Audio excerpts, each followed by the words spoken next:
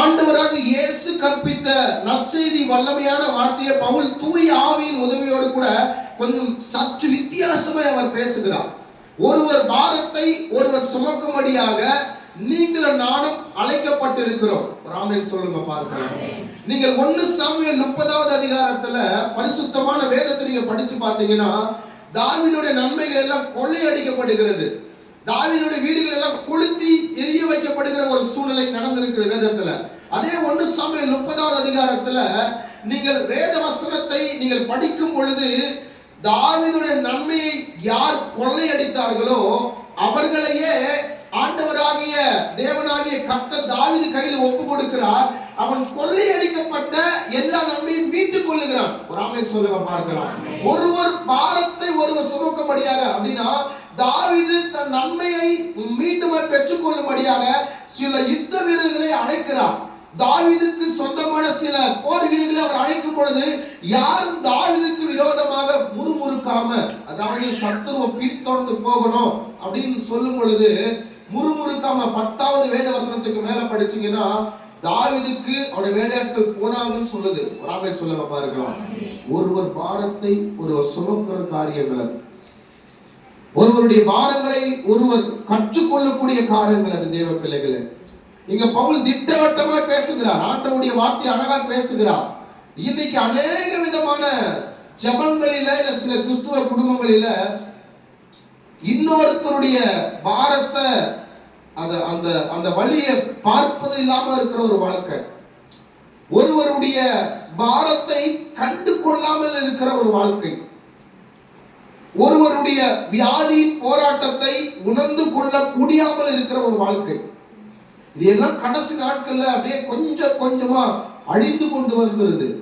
இந்த காரியத்தை தியானிக்கும்படியாக தான் பவுலை குறித்து இந்த நாட்கள் நமக்கு வேத வார்த்தை கொடுக்கப்பட்டிருக்கிறது. பவுலுடைய வார்த்தை அழகாய் நீங்கள் படிச்சீங்கன்னா இதே கலாத்தியர் 1வது அதிகாரம் 2வது அதிகாரத்துல பாடுகளின் மத்தியில் இருந்துதான் அவர் இந்த நிருபத்தை எழுதுகிறார். ஆண்டவர் அதிசயத்தை செய்தார், அற்புதம் செய்தார், அதையெல்லாம் பெருசா சொல்லாம ஒருவருடைய பாரத்தை ஒருவர் அறிந்து கொள்ளாம ஏன் இருக்கிறீங்க? நான் ஊழியத்துல வெட்கப்பட்ட நேரத்துல எனக்கு தீமத்தை உண்மையா உதவி செய்தானே, நான் பட்டணங்களுக்காய் ஊழியம் செய்ய போகும் பொழுது எனக்காய் என்னுடைய வஸ்திரங்களை சில பேர் சுத்தம் செய்து கொடுத்தார்களே, ஒருவர் பாரத்தை ஒருவர் சுமப்பதை குறித்து பவுல் பேசுகிறார். என் அன்பு தேவனுக்குரிய பிள்ளைகளே, இன்னைக்கு நீங்க நானும் அநேக தனிப்பட்ட நபருடைய பாரங்களை அசட்டை செய்து கொண்டிருக்கிறோம். தனிப்பட்டவுடைய வேதனைகளை அதை நாம் ஒரு விதமாய் பார்க்காமல் அதை தூக்கி எரிந்து கொள்ளப்பட்டிருக்கிற ஒரு வாழ்க்கை நாம் வாழ்ந்து கொண்டிருக்கிறோம். முதலாவது குடும்பத்திற்கு நேராக பாரத்தை பகிர்ந்து கொள்ளும்படியா தாவீது கற்றுக் கொடுக்கிறார். இது தனிப்பட்ட ஒரு வாழ்க்கை. உங்களுடைய தனிப்பட்ட ஒரு மனுஷனுடைய வாழ்க்கையில இன்னொரு தனிப்பட்ட நம்மளுடைய பாரத்தை நீங்கள் சுமந்து கொள்ள வேண்டும். அந்த விசாரிக்கிற காரியத்தை தேவன் உங்களுக்கு எனக்கு கொடுத்திருக்கிறார். விசுவாசிக்கிறவங்க மாத்திரம் ஒரு ஆமென் சொல்லுங்க பார்க்கலாம். விசுவாசிக்கிறவங்க இன்னும் ஒரு முறை ஒரு ஆமென் சொல்லுங்க பார்க்கலாம். நீங்கள் இன்னொருடைய மனிதனுடைய பாரத்தை சுமக்கும்படியாக கற்றுக்கொள்ளும்படியாக ஆண்டவருடைய இதே அப்போஸ்தலனாகிய பவுல் எபிரேயருக்கு நிருபத்துல புதிய ஏற்பாட்டில் எபிரேயர் 2வது அதிகாரத்துல கடைசி வேத வார்த்தையில அப்போஸ்தலனாகிய பவுல் தெளிவா பேசியிருக்கிறார். ஒருவர் பாரத்தை ஒருவர் சுமக்கக்கூடிய காரியம் ஆண்டவர் தன்னை பொருட்படுத்தி பார்க்காமல் ஒரு மனிதனுக்காய் கர்த்தர் சுமந்த பாரத்தை அவர் பேசுகிறார். படிக்க கேட்கலாமா?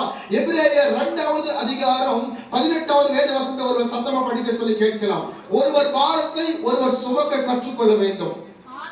ஆதலால் ஆண்டவராக இயேசு கிறிஸ்து தாமே சோதிக்கப்பட்டு பாடுகளை பட்டதினாலே அவர் சோதிக்கப்படுகிற இன்னொரு நபருக்கு உதவி செய்ய ஆமென் சொல்லுங்க பாருங்க.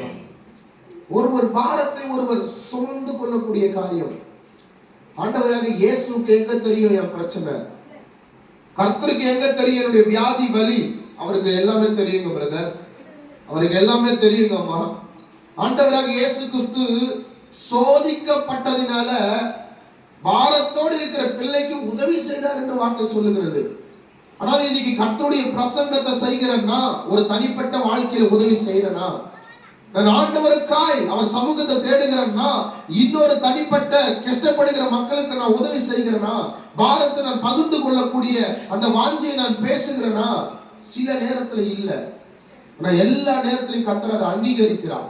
நீங்க செய்ய வேண்டும் என்று உங்களை கர்த்தர் வாஞ்சியாய் வழி நடத்துகிறார். தேவனுடைய வார்த்தையோடு நம்ம ஒப்பிட்டு பார்க்கும் பொழுது